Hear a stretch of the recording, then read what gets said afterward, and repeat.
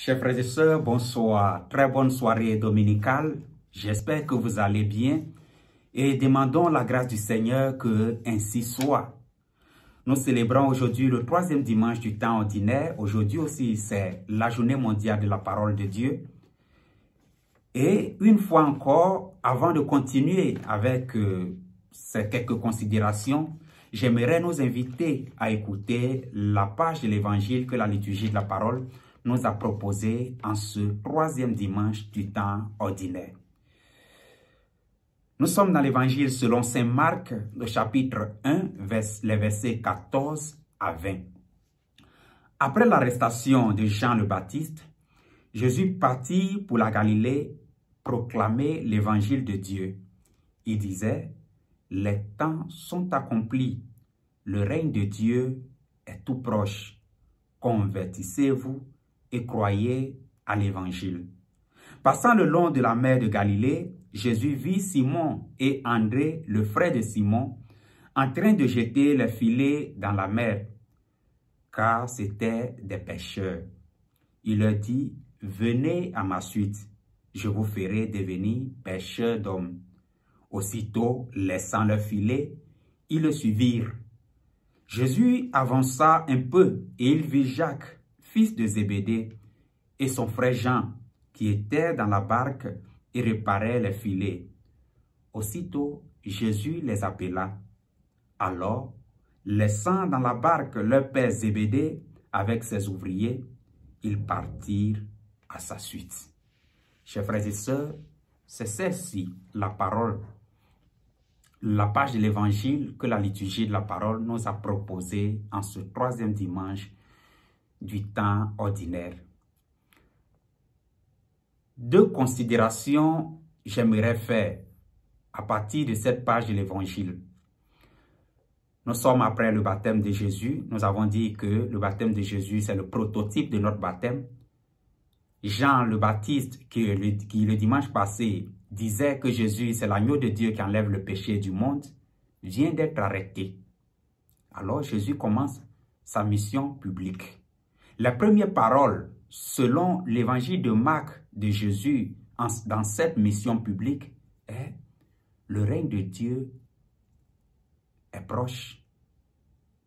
Convertissez-vous et croyez en l'évangile. » Ce règne de Dieu-là, chers frères et sœurs, c'est Jésus lui-même qui est venu nous donner la bonne nouvelle de Dieu, qui est venu faire que nous, en adhérant à lui, nous ayons la vie et nous l'ayons en plénitude.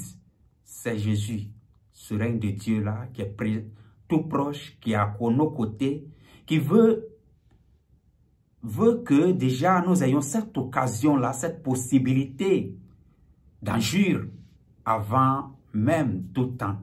Le règne de Dieu est proche, le règne de Dieu est présent, parce que Jésus est présent. Et il nous dit, convertissez-vous. Se convertir, nous savons que si nous prenons son sens étymologique, son sens serait changer. Changer, disons, une mentalité. La conversion, c'est un changement de mentalité. Si nous prenons son sens étymologique, je dis. Mais dans notre cas ici, il s'agit de changer notre mentalité de manière à ce que nous adhérons à l'évangile, nous adhérons à la vie de Jésus. Et, mais pas parce que nous n'adhérons pas à la vie de Jésus pour nous assujettir, pour être esclaves de cette vie-là. Sinon, nous adhérons à la vie de Jésus pour avoir la vie. Et cette vie-là en plénitude. La conversion serait dans ce cas-là, je prends une image, comme nous, notre personne considérée comme un train. Nous sommes le train. Nous savons que le train a besoin de l'électricité pour avancer. Et cette électricité-là, ce courant électrique-là qui alimente la rail pour que le train avance, c'est Jésus. La conversion serait de prendre les bonnes rails, le bon chemin, pour être toujours alimenté, donc être connecté à Jésus, pour avoir toujours cette électricité-là, pour être alimenté et continuer avec notre chemin. Mais il se peut aussi que le train, en ayant se rendre compte, le chauffeur du train que nous sommes, le train que nous sommes, nous rendons compte qu'il y a un danger devant. La conversion, dans ce cas-là, serait de changer de rail. Il se peut que notre vie ne soit pas une vie qui nous mène à Dieu, que ce soit une vie qui nous éloigne de Dieu. Et nous savons qu'il y a plusieurs exemples, plusieurs manières de mener cette vie-là qui nous éloigne de Dieu. Alors la conversion serait de revenir à Dieu, de revenir à Jésus, faire de manière à ce que ce Jésus-là soit présent continuellement dans notre vie et que ce soit lui, l'unique nécessaire de notre vie, avec qui nous cheminons pour notre bien, pour acquérir la vie et l'acquérir en plénitude. Mais Jésus ajoute une autre chose, et croyez en l'évangile. Il n'y a pas très longtemps, nous avons célébré la fête de Noël.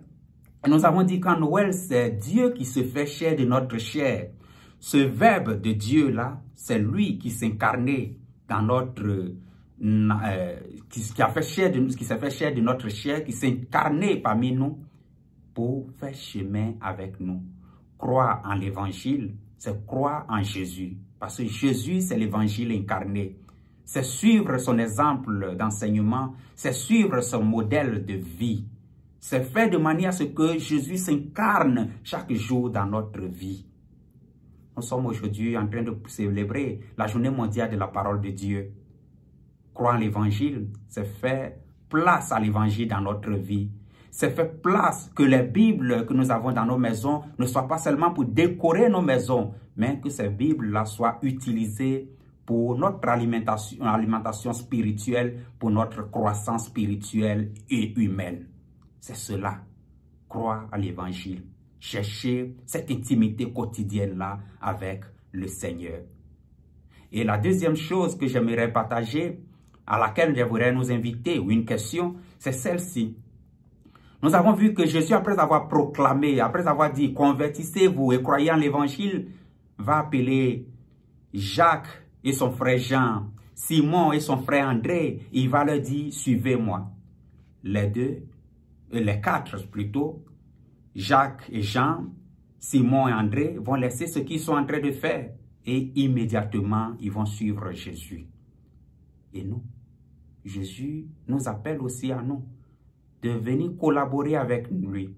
Nous avons ce temps-là pour l'écouter, pour laisser ce que nous sommes en train de faire, qui ne confesse pas son nom, qui nous nuit, pour nous approcher de lui et le suivre. Le message c'est pour toi, mon frère. Le message c'est pour toi, ma soeur. C'est pour nous tous. Jésus veut que nous collaborions avec lui. Sommes-nous prêts à laisser notre filet, à laisser nos commodités, à laisser cette vie-là qui n'est pas la vie des fils de Dieu pour pouvoir faire que Jésus rentre dans notre vie et qui chemine avec nous? Si c'est des questions que nous pensons difficiles, demandons l'intercession de notre Mère la Vierge Marie, qu'elle nous aide par son intercession. Très bonne soirée dominicale. Ave Marie toujours et en avant.